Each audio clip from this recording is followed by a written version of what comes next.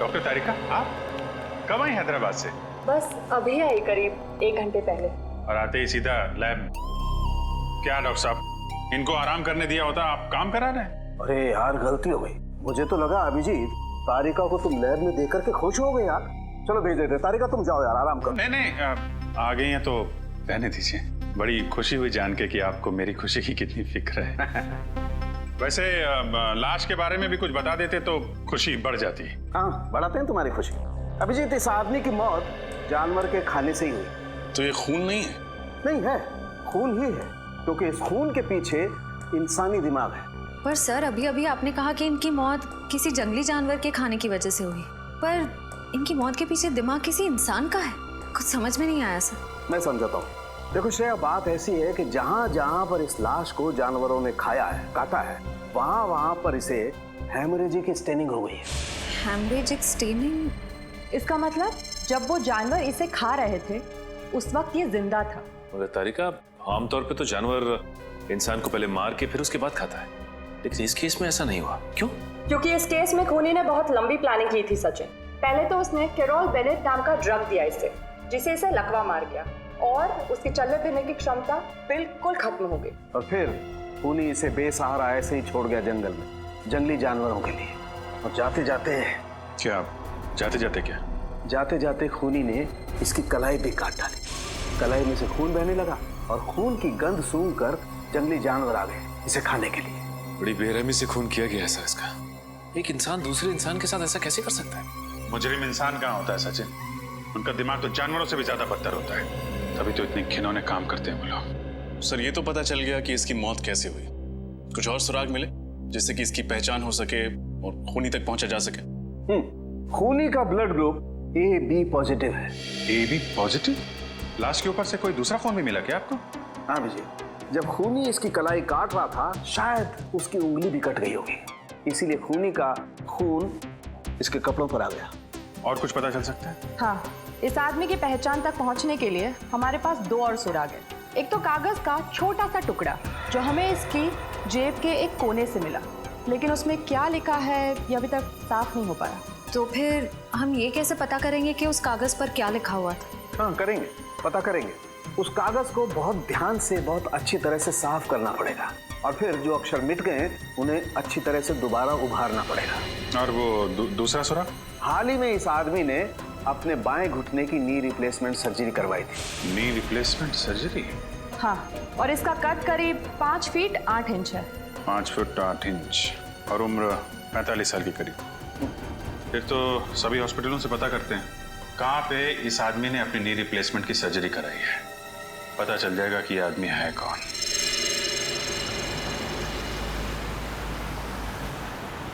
तो उस आदमी का नाम शेखर कुमार है, जिसकी लाश हमें मरकटाला के जंगल में मिली। हाँ सर, वो एक माइक्रोबायोलॉजिस्ट है और आरबी रिसर्च सेंटर में काम करता है। RB research centre? हाँ सर। वैसे सर, ये माइक्रोबायोलॉजिस्ट होता क्या है? साइंस नहीं पढ़ी क्या? श्रेया बताओ। पंकज, माइक्रोबायोलॉजिस्ट वो होता है जो माइक्रो ऑर्गेनिजम्स को स्टडी करता है, उस पर रिसर्च करता है। ओह, सर ये माइक्रो ऑर्गेनिजम्स क्या होता है? पंकज, सबसे छोटे जीव जंतु होते हैं उन्हें माइक्रो ऑर्गेनिज्म कहते हैं, जैसे बैक्टीरिया, वायरस, समझ गए? सर, तो फिर मैं किस श्रेणी में आता हूँ? तुम्हारी श्रेणी जरा अलग है। एक काम करते हैं, आरबी रिसर्च सेंटर में चल रहे हैं ना, वहाँ पे पूछ लेना। Okay sir. ओके, अब जरा जल्दी चलें। आइए सर। सर, मैं इस रिसर्च सेंटर का हेड हूँ, प्रकाश, और ये लैब असिस्टेंट रंजीत, ये प्रिया। और आप? मैं गीता, शेखर की पत्नी। शेखर की पत्नी? लेकिन हमें तो बताया गया था कि शेखर अकेले रहते हैं, उनका कोई आगे पीछे है ही नहीं। दरअसल सर, कुछ समय से इनकी आपसी अनबन चल रही थी, लेकिन फिर भी सर दोनों में बहुत प्यार था। इनफैक्ट शेखर जी के लापता होने की रिपोर्ट गीता जी ने लिखवाई थी। सर, जब आपने शेखर के बारे में मुझे बताया तो मैंने ही गीता को यहाँ बुलवा लिया। गीता जी, आपका दर्द हम समझते हैं। आप यकीन मानिए, शेखर के खूनी को हम जल्द से जल्द पकड़ लेंगे। प्लीज उसे छोड़िएगा मत। क्या आप सबको किसी पर शक है? शेखर का कोई दुश्मन या? नहीं, शेखर सबके साथ मिलजुल कर काम करता था। आखिरी बार आपने शेखर को कब देखा था? कब मिले थे आप लोग? सर, शुक्रवार शाम को करीब 7 बजे वो यहाँ से गया था। और ये कहकर गया था कि कल 9 बजे आ जाऊंगा सुबह, लेकिन वो आया नहीं सर। कभी मरकटाला के जंगल का जिक्र किया था उसने बातचीत के दौरान? मरकटाला के जंगल? नहीं सर, कभी नहीं। जब शुक्रवार को शेखर यहाँ पर आए थे तो उनका बिहेवियर कैसा था? कुछ घबराए हुए थे, परेशान थे? नहीं सर, ऐसा तो कुछ नहीं था, रोज की तरह ठीक ठाक ही थे। गीता जी, आप शेखर से आखिरी बार कब मिली थी? सर मैं तो बहुत वक्त से उनसे नहीं मिली हूँ। ठीक है, आप लोग थोड़ा कोऑपरेट कीजिए और हमें अपना नाम और ब्लड ग्रुप लिखवा दीजिए। Blood group? वो क्यों सर? कुछ नहीं है, फॉर्मेलिटी है बस। Pankaj. Ranjit, blood group O positive. Prakash B+। Priya B positive. Geeta AB positive. Sir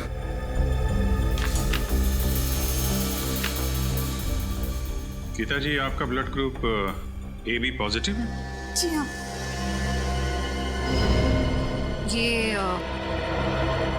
ये ब्रेसलेट आपका है? हाँ, लेकिन ये आपको कहाँ से मिला? मैं तो इसे कब से ढूंढ रही हूँ। ये हमें शेखर की लाश के पास से मिला है। गीता जी, आजकल ऐसी बहुत सी केसेस आती है हमारे सामने। कभी कोई प्रेमी अपने प्रेमिका को मारता है तो कभी पत्नियां अपने पति का खून करती है। एक साथ 7 जन्मों का साथ निभाने का वादा लेते हैं, लेकिन समझ में नहीं आता एक जन्म तक वादा नहीं निभाते हैं। क्यों? बस खून कर डालते हैं एक दूसरे का। सर मैंने किसी का खून नहीं किया, मैंने शेखर को नहीं मारा। हंसती खेलती जिंदगी थी हमारी और अचानक हम अलग हो गए। लेकिन इसका मतलब ये नहीं कि मैं शेखर से इतनी नफरत करती थी कि मैं उनका खून कर दूं। लेकिन सारे सबूत आपकी तरफ इशारा कर रहे हैं गीता जी, और ये मत सोचिएगा कि आपके आंसुओं से हमारा दिल पिघल जाएगा। अगर आपको लगता है कि खूनी मैं हूं तो चढ़ा दीजिए फांसी। सर मैं वो गीता? रजत, ओह माय गॉड, तुम इतने सालों बाद? इतने साल? मैं CID ऑफिसर बन गया। तुम भी CID में हो? हाँ। रजत, तुम जानते हो इन्हें? हाँ सर, ये गीता है, मेरी मुंह बोली बहन। सर बहन? मुंह बोली बहन? तो फिर बेहतर होगा रजत कि तुम अपनी भावनाओं को इस केस के आड़े ना आने दो। मैं कुछ समझा नहीं सर। गीता शेखर की पत्नी है और शेखर का खून हुआ है, और शेखर के खून का इल्जाम गीता पर है। What? ऐसा नहीं हो सकता सर, मैं गीता को बचपन से जानता हूँ, ऐसा कुछ नहीं करेगी। रजत, मैं भी कब से नहीं यही समझाने की कोशिश कर रही हूँ, लेकिन ये लोग हैं कि मेरी बात पर भरोसा नहीं कर रहे। सर मैंने तो आपको बताया था ना गीता के बारे में, आप कुछ क्यों नहीं बोलते? रजत, रिश्ते अपनी जगह हैं और ड्यूटी अपनी जगह है। फिलहाल सारे सबूत यही कह रहे हैं कि गीता ने शेखर का खून किया है। रजत, मैंने किसी का खून नहीं किया। मैं तुम्हारी कसम खाकर कहती हूँ, और मैं तुम्हारी झूठी कसम तो नहीं खाऊंगी ना। मैं जानता हूँ गीता, सर जरूर इसे कोई फंसाने की कोशिश कर रहा है, किसी की सोची समझी चाल है। सर, सालुंके साहब की रिपोर्ट के हिसाब से शेखर के कपड़ों पे जो खून लगा था वो गीता जी का है। ये कैसे हो सकता है? सिर्फ इतना ही नहीं गीता जी, आपके जूतों पे जो मिट्टी लगी थी वो भी मरकटाला के जंगलों की है, जहां से शेखर की लाश मिली थी हमें। लेकिन सर, मैं तो कभी उन जंगलों में गई नहीं। अगर मरकटाला जंगल में गई नहीं तो फिर वो मिट्टी कहां से आई आपकी जूतों पर? और आपका खून AB पॉजिटिव, जो एक रेयर ब्लड ग्रुप है, वो खून कहां से आया शेखर के कपड़ों पर? सर, पिछले हफ्ते मैंने रक्तदान किया था, हो सकता है ना कि गड़बड़ वहीं से हुई हो। रक्तदान? कहाँ किया था ये रक्तदान? ZN के हॉस्पिटल। सर मुझे पूरा यकीन है कि किसी ने गीता का ब्लड वहां से चुराया होगा और शेखर के कपड़ों पर डाल दिया होगा। और वो जूतों पर लगी हुई मिट्टी वो भी किसी और ने लगा दी? क्यों? और वो ब्रेसलेट जो शेखर की लाश के पास से मिला वो भी किसी ने डाल दिया? एक बात समझ में नहीं आती रजत, कि अगर कोई गीता को फंसाना चाहता है तो इतनी लंबी प्लानिंग क्यों करेगा? गीता, तुम्हारा कोई दुश्मन है जो तुम्हें फंसाना चाहता हो? नहीं भैया, मेरी जहन में तो ऐसा कोई नहीं है। सर हो सकता है शेखर का कोई दुश्मन हो जो उसका खून करके इल्जाम लगाना चाहता हो गीता पर, लेकिन मैं ऐसा होने नहीं दूंगा। मैं उस खूनी को पकड़ के ही रहूंगा। गीता, अगर तुम बेगुनाह हो तो तुम पर आज भी नहीं आने दूंगा। ये एक भाई का वादा है अपनी बहन से।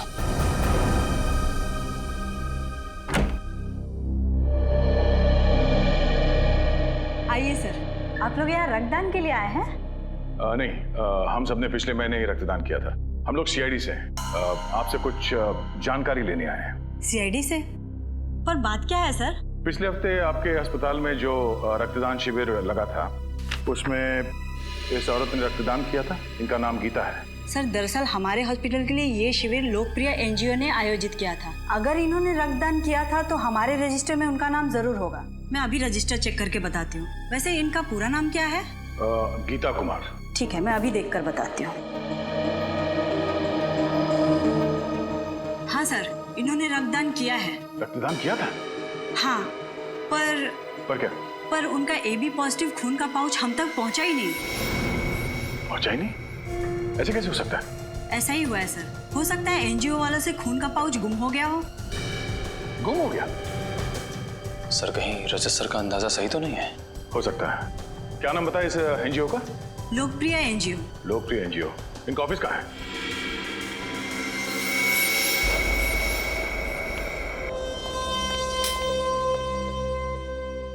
आपको लगता है सर शेखर के घर से हमें उनके खूनी का कोई सुराग मिलेगा? ये तो घर की तलाशी लेने के बाद ही पता चलेगा। एक काम करो, तुम वहां देखो, मैं यहाँ देखता हूँ। सर ये देखिए, शेखर जी की रिसर्च लैब, उनकी काम करने की जगह। देखो कुछ मिलता है क्या?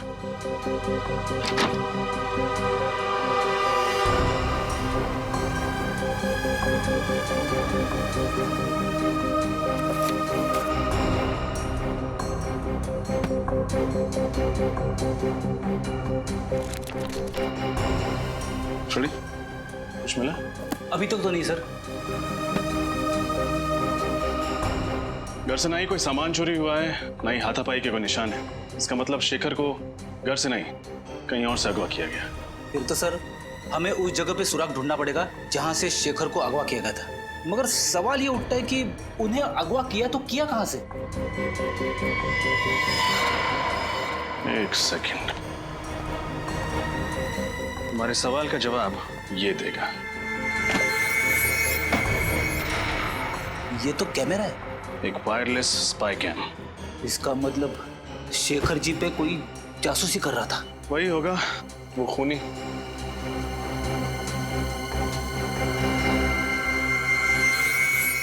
शडी, तुमने एक बात नोटिस की? क्या? इस स्पाई कैम का लेंस ठीक उस तिजोरी की ओर है। मतलब सर उस तिजोरी में जरूर कुछ ऐसी चीज है जो शायद इस जुर्म की जड़ है। देखते हैं।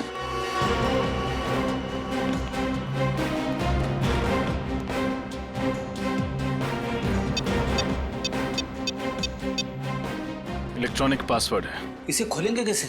ये तो किसी एक्सपर्ट से खुलवाना पड़ेगा, और साथ ही ये भी पता लगवाना पड़ेगा कि ये स्पाई कैम किसने खरीदा और कहां से।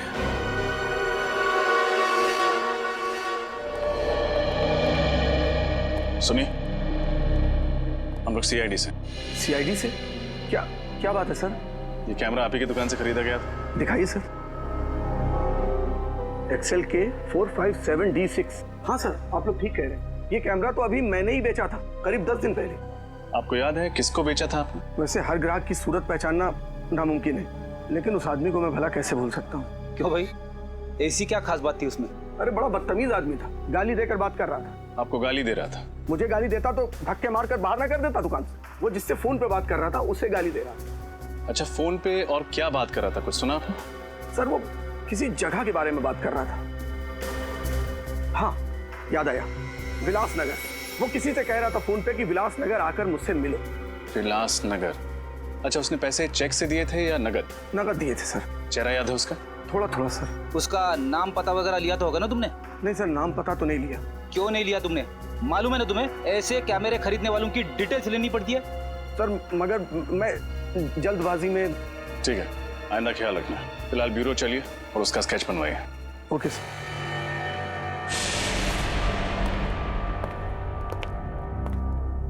कहिए सर, मैं आपकी क्या मदद कर सकता हूँ? हम लोग सीआईडी से हैं। पिछले हफ्ते आपने ZN के हॉस्पिटल के लिए एक रक्तदान का शिविर आयोजित करवाया था। वो तो हम अक्सर करते रहते हैं। तो हमें ये बताइए कि ये गीता जी क्या आपके यहाँ रक्तदान करने आई थी? देखकर बताता हूँ। हाँ, इन्होंने रक्तदान किया था। तो फिर इनके खून का पाउच हॉस्पिटल के ब्लड बैंक में पहुंचा कैसे नहीं? क्या खून हॉस्पिटल नहीं पहुंचा? ये कैसे हो सकता है? ऐसा ही हुआ है। आपके एनजीओ में से किसी ने खून चुराया है। अच्छा, जब आप ये शिविर लगाते हैं तो कौन कौन लोग मदद करते हैं इसमें? सर, कुछ एनजीओस होते हैं, कुछ वॉलंटियर्स हैं जिनकी मदद से ये शिविर आयोजित किया गया था। शिविर में खून का चोरी होना नामुमकिन है सर। तो अब लोग ये खून के पाउच अस्पताल भेजते कैसे हैं? हमारी वैन से जो ये काम करती है। कहाँ खड़ी है आपकी एनजीओ की वैन?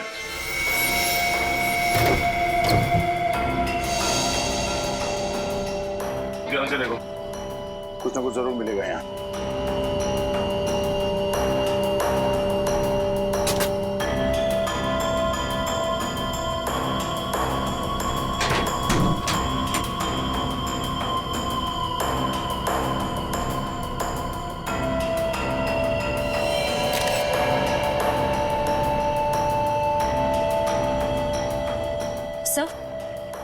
सर, ये कपड़े का फटा हुआ टुकड़ा मिला है।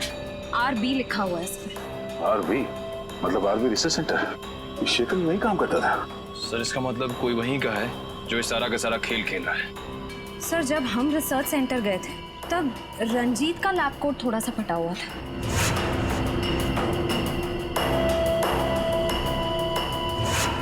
कहीं सबके पीछे उसी का हाथ तो नहीं? रंजीत?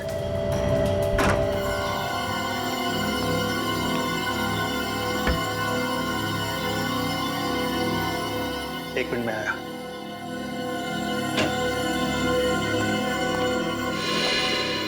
आप लोग सर, खूनी मिल गया क्या? हाँ, मिल गया। रंजीत नाम है उसका और अगले 10 सेकंड में ये हाथ उसके गाल पे छपेगा। ये आप क्या कह रहे हैं सर? मैंने शेखर को नहीं मारा। ये फटा हुआ कपड़े का टुकड़ा तुम्हारी लैब कोट का है ना? हाँ, तो इससे क्या साबित होता है? ये कपड़ा हमें एनजीओ की वैन से मिली थी और उसी ब्लड डोनेशन कैंप में तुम वॉलंटियर भी बने थे। हाँ, मैं बना था। समाज सेवा करना तो अच्छी बात है ना सर? समाज सेवा की आड़ में गुनाह करते हो। गुनाह? हाँ, पहले तुमने गीता का खून चुराया और फिर हमें गुमराह करने के लिए वहां शेखर की लाश के पास डाल दिया और वहां पे वो ब्रेसलेट फेंक दिया। क्यों? ये आप क्या कह रहे हैं सर? शेखर मेरे भाई जैसा था, मैं भला उसे क्यों मारूंगा सर? हमने तुम्हारी पूरी कुंडली निकाल ली है। शेखर को पता चल गया था कि तुम इस रिसर्च सेंटर से दवाइयां चुराते थे, कालाबाजारी करते थे उनकी और उन्हें ऊंचे दाम में बेचते थे दूसरे हॉस्पिटल्स में। और जब शेखर ने तुम्हें धमकी दी जो सबके सामने तुम्हारे काले कारनामे की पोल खोल देगा, तो तुमने उसे ऊपर पहुंचा दिया। सर, ये बात सही है कि मैंने रिसर्च सेंटर के साथ धोखा किया है, लेकिन खून जैसा बड़ा और गंभीर अपराध करने की तो मैं सोच भी नहीं सकता सर। अच्छा, शुक्रवार रात कहाँ थे तुम? शुक्रवार की रात को मैं दिल्ली में था सर, अपने दोस्त की शादी की शॉपिंग करने के लिए। शॉपिंग करने के लिए कहाँ गए थे तुम? Sir, Valentine boutique. Valentine's boutique?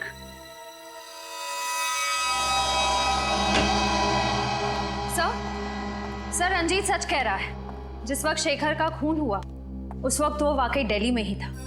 Vaishali नगर के वैलेंटाइन बुटीक में शॉपिंग कर रहा था। रंजीत दिल्ली में ही था? तो फिर अगर रंजीत ने नहीं फंसाया तो फिर गीता को फंसाया किसने? सर, मुझे इस बात की बहुत खुशी है कि आपको भी अब लगता है कि गीता निर्दोष है।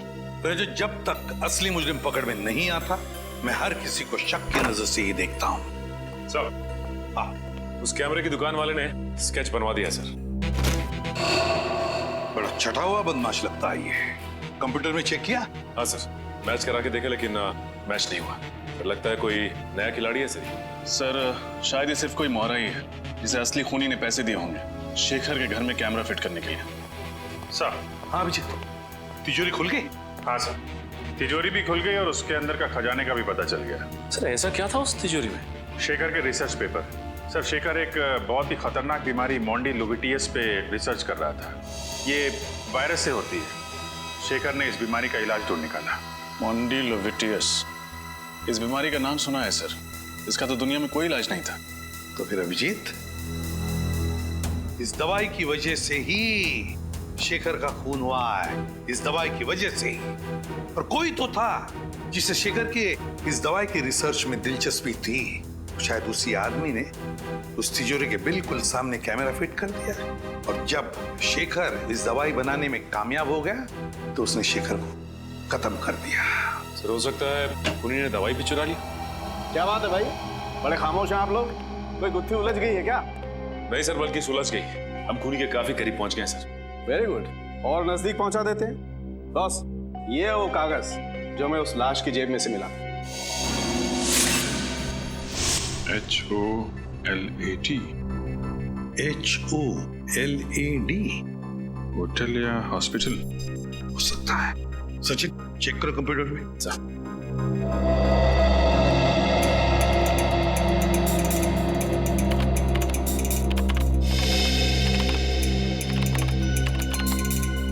ये देखिए सर, शायद ये होटल ग्लैड सर्कल है। होटल ग्लैड सर्कल ही है। होटल ग्लैड सर्कल विलासनगर में है।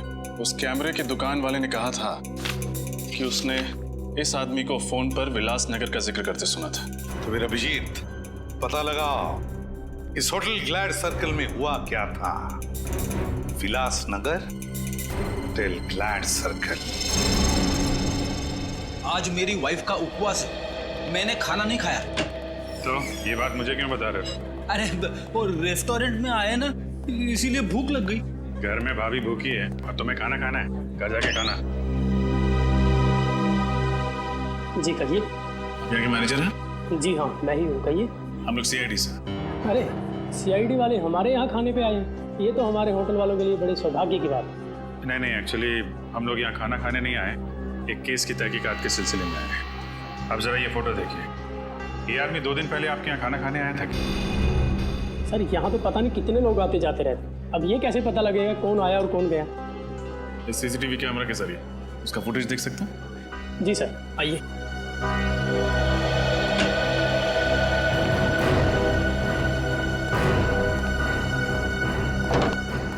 जी आइए। जरा परसों की फुटेज दिखाइए आप। जी सर। सर, शेखर के पास वालों ने कहा था ना कि वो ऑफिस से 7 बजे निकला था, तो यहाँ 8 सवा 8 बजे पहुंचा होगा। 8 बजे के करीब ही दिखाइए। जी सर।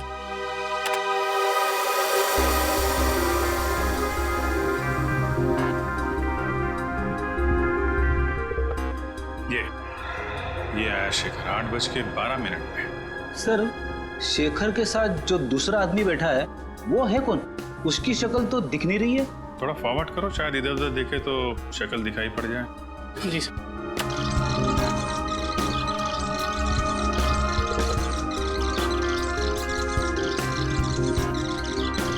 सर, शेखर तो गुस्से में उठ के चला गया। शायद उसकी बहस हुई उस आदमी के साथ। इस आदमी के साथ बहस हुई और यहाँ से वो गुस्से में निकला, लेकिन घर नहीं पहुंचा। हो सकता है इस दूसरे आदमी ने काम तमाम कर दिया शेखर का। 1 मिनट पॉज करो। जी। यहाँ पे जूम करना, थोड़ा और।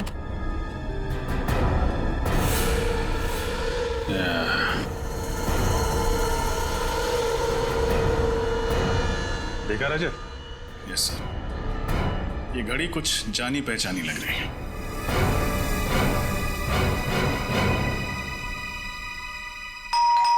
कौन है इस वक्त? आ रहा। जी कहिए। हम लोग CID से। प्रकाश जी अगर पे साहब तो बाहर जाने वाले और जल्दी में भी है। आप लोग? आई एम सॉरी, लगता है हम लोग गलत वक्त पर आ गए। आप शायद कहीं बाहर जाने वाले थे? जी, तुम अंदर जा। जी, कई दिनों से मैंने कोई फिल्म नहीं देखी थी, तो एक अच्छी सी फिल्म लगी, मैंने सोचा देखा था। अरे वाह प्रकाश जी, आपके एक माइक्रोबायोलॉजिस्ट की मौत हो चुकी है और आप फिल्म देखने जा रहे हैं। देखिए सर, शेखर की मौत का गम मुझे भी है, लेकिन इसका मतलब ये नहीं कि मैं अपनी जिंदगी जीना छोड़ दूं। ये बात तो है। वैसे आपको थिएटर जाने की जरूरत नहीं पड़ेगी, हम आपको फिल्म दिखाएंगे। फिल्म? फिल्म का नाम है शेखर की मौत। शेखर की मौत? जी हाँ, और फिल्म का हीरो है शेखर, जो मारा जाता है। और मारने वाले का नाम, यानी कि विलेन का नाम है प्रकाश, यानी आप। समझ में नहीं आ रहा है, आप लोग ये क्या बकवास कर रहे हैं? अरे आप CID से, इसका मतलब ये नहीं कि आप मुझ पर कुछ भी इल्जाम लगाते जाएं। हम बेबुनियाद इल्जाम नहीं लगा रहे हैं आप पर। आप शेखर की जासूसी कर रहे थे ना? जासूसी? हाँ, जासूसी। ये कैमरा सबूत है इस बात का। अब जी वो क्या ये वो क्या जबान क्यों लड़खड़ाने लगी तुम्हारी? सर ये सच है कि मैंने शेखर की जासूसी की थी, लेकिन आप मेरा यकीन मानिए मैंने उसे मारा नहीं। अगर आपने उसे मारा नहीं तो फिर उसकी जासूसी क्यों कर रहे थे? क्योंकि उसने एक खास वैक्सीन का आविष्कार किया था। अगर वो उसे इंटरनेशनल मार्केट में बेच देता अरबपति बन जाता। लेकिन शेखर के लिए दौलत से ज्यादा मायने रखता था देश प्रेम। वो अपना ये वैक्सीन भारत सरकार को देना चाहता था। विदेशी कंपनियों को अपने देश की धरोहर बेचकर वो अपनी तिजोरी नहीं भरना चाहता था। जी हाँ, उसकी यही आदर्शवादी विचार मुझे पसंद नहीं थे। देश से प्रेम मैं भी करता हूँ, इसका मतलब ये नहीं कि हम अपने बारे में सोचना छोड़ दें। और आपने अपने बारे में सोचा। आपने पहले शेखर की जासूसी की, फिर उसका फॉर्मूला हथियाया, और जब आपका काम हो गया तो आपने उससे अपने रास्ते से हटा दिया। आप ये कैसी बातें कर रहे हैं? शेखर मेरा दोस्त था, मैं उसे क्यों मारूंगा?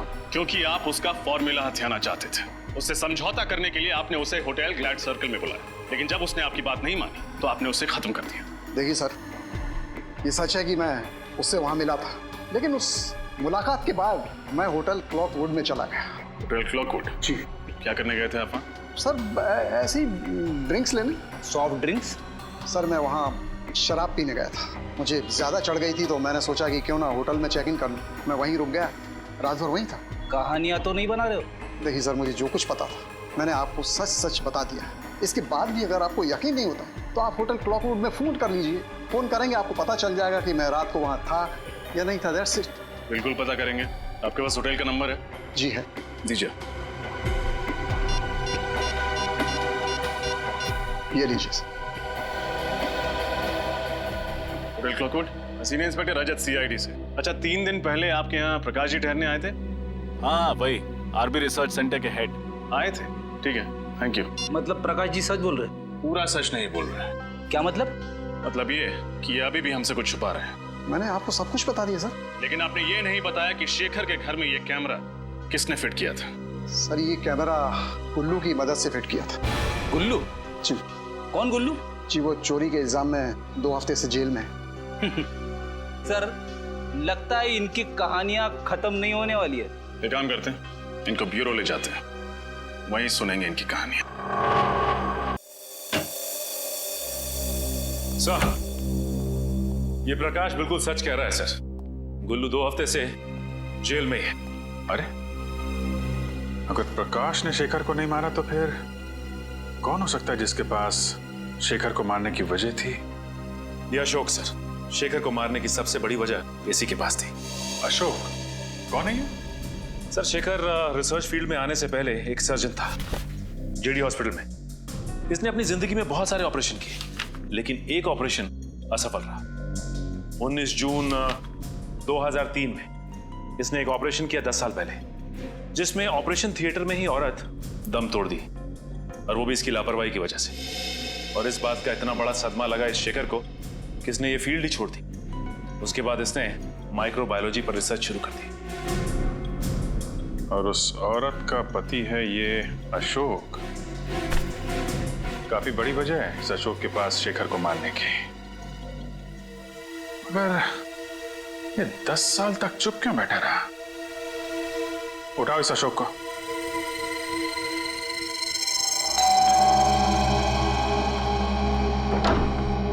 जी कहिए। जी हम लोग CID से। अशोक जी हैं घर पर? आप अशोक जी से मिलने आए हैं? हाँ, मगर आप ये किस लिए पूछ रही है? नहीं, बस थोड़ी सी हैरानी हुई। ज्यादातर उनसे कोई मिलने नहीं आता, इसलिए। अच्छा, खैर हम उनसे मिलना चाहेंगे। आइए।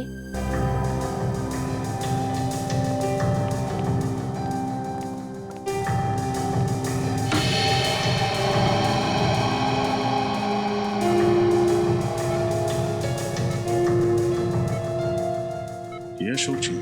हाँ, ये है अशोक जी। ये ना चल सकते हैं न बोल सकते हैं, बस ऐसे ही पूरे दिन बिस्तर पर पड़े रहते हैं। क्या बीमारी क्या है इन्हें? Liver disease last stage. इनके घर वालों में से कोई इन्हें मिलने नहीं आता?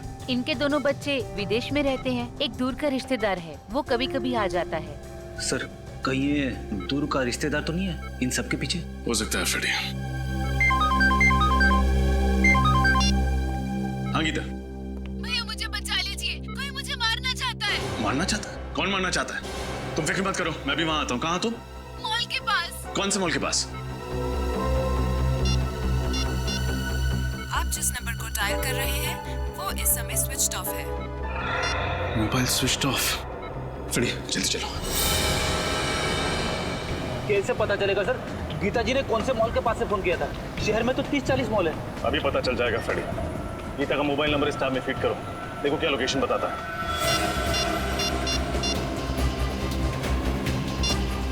सर गीता जी का मोबाइल मॉल से आगे निकल गया। मॉल से आगे निकल गया? हाँ सर। कहाँ? शहर से दूर पनवेल हाईवे की तरफ। पनवेल हाईवे की तरफ? अरे ये क्या हो गया? क्या हुआ? गीता जी का मोबाइल ट्रेस होना बंद हो गया। ट्रेस होना बंद हो गया? हाँ सर। एक काम करो, मोबाइल कंपनी को फोन करो, देखो वो ट्रेस कर पाते हैं कि नहीं।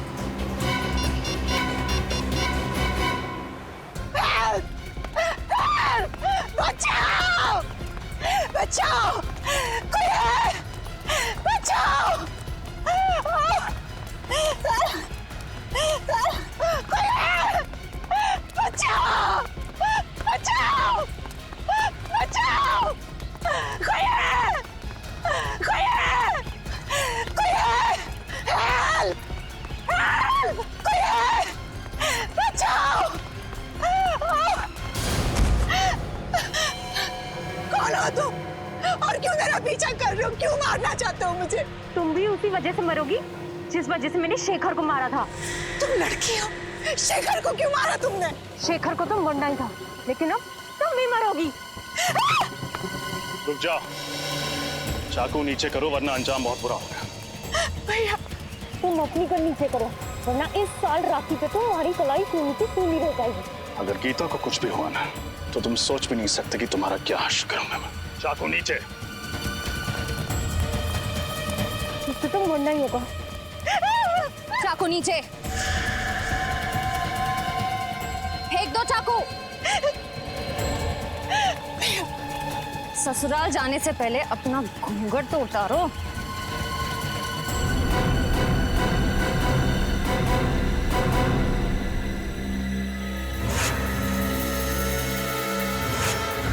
प्रिया, तुम? हाँ मैं। शेखर ने तुम्हें सहारा दिया, तुम्हारे लिए इतना सब कुछ किया, तुम्हें नौकरी दी, और तुमने शेखर को ही मार दिया। हाँ, मैंने ही शेखर को मारा है और इस बात का मुझे कोई अफसोस नहीं। भागती कहाँ हो?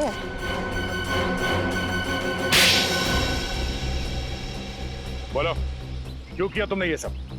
अरे जो भी कुछ किया अपनी माँ की मौत का बदला लेने के लिए किया। माँ की मौत का बदला? सिर्फ 10 साल की थी जब ऑपरेशन थिएटर में मेरी माँ ने तड़प तड़प के अपना दम तोड़ दिया, सब उस शेखर की वजह से। ओह, तो तुम अशोक की बेटी हो? हाँ। शेखर 2 दिन से सोए नहीं थे, वो ऑपरेशन करने की हालत में भी नहीं थे। मैंने उन्हें बहुत समझाने की कोशिश की, लेकिन उन्होंने मेरी एक नहीं सुनी, और इस बात के लिए मैंने उन्हें कभी माफ नहीं किया। अरे तो फिर आपने ये बात हमें पहले क्यों नहीं बताई? इस बात का कभी जिक्र ही नहीं हुआ कि मैं आप लोगों को बताऊं। मेरी माँ के गुजरने के बाद मेरे पिताजी ये सदमा बर्दाश्त नहीं कर पाए। अब ना तो वो चल फिर सकते हैं और ना ही कुछ बोल सकते हैं। इसलिए तुमने शेखर का खून कर दिया और गीता को फंसाने के लिए उस एनजीओ वैन से उसका ब्लड पाउच चुराया और शेखर के कपड़ों पे डाल दिया। गीता का ब्रेसलेट भी तुमने उसकी लाश के पास छोड़ दिया। इतना ही नहीं, गीता के जूतों में जो मिट्टी मिली वो भी तुमने ही लगाई थी। और रंजीत को फंसाने के लिए उसके कोट के कपड़े का टुकड़ा वहाँ एनजीओ वैन में छोड़ दिया। क्यों? हाँ, मैंने सब कुछ किया। माना कि तुम्हारे साथ जो हुआ वो बहुत बुरा हुआ, लेकिन एक गलती की सजा एक और गलती नहीं होती। तुम्हारी माँ को कितनी तकलीफ हो रही होगी ये सोच के कि उनकी वजह से उनकी अपनी बेटी एक खूनी बन गई। तुम्हें एक बार भी अपने बीमार पिता के बारे में नहीं सोचा? अगर अदालत तुम्हें फांसी देती है तो उनकी देखभाल कौन करेगा? मैं बदले की भावना में अंधी हो गई थी। शेखर का खून किया तुमने और तुम्हें सजा तो होकर रहेगी। Thank you so much. अगर आज आप लोग सब नहीं होते तो या तो मैं जेल में होती या जिंदा ही नहीं होती। ऐसा कुछ भी नहीं होता। मुझे पूरा यकीन था कि तुम बेगुनाह हो और सीआईडी के रहते हुए कभी किसी बेगुनाह को सजा हो ही नहीं सकती। ये बात तो है। अरे भाई रजत, इतने दिनों बाद तुम्हारी बहन तुम्हें मिलने आई है तो कुछ मिठाई विठाई नहीं खिलाओगे? खाओगे, खिलाओगे कुछ भी? लेकिन अगर आप लोगों को एतराज ना हो तो मैं पहले अपने भाई को राखी बांधूं। अरे इसमें ऐतराज की क्या बात है? भाई की कलाई पर राखी बांधना तो हर बहन का अधिकार है, प्लीज। और राखी बंधवाने के बाद अपनी जेब खाली करना हर भाई का अधिकार है।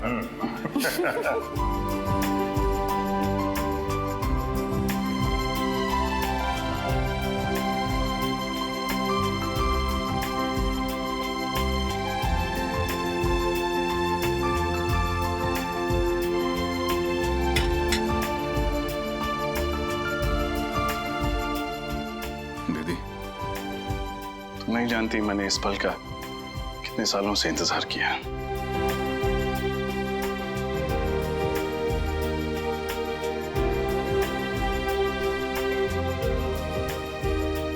हमेशा खुश रहो, हंसती रहो।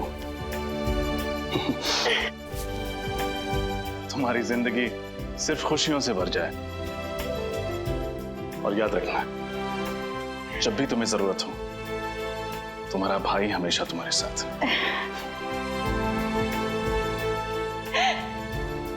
आप दुनिया के सबसे अच्छे भाई हो।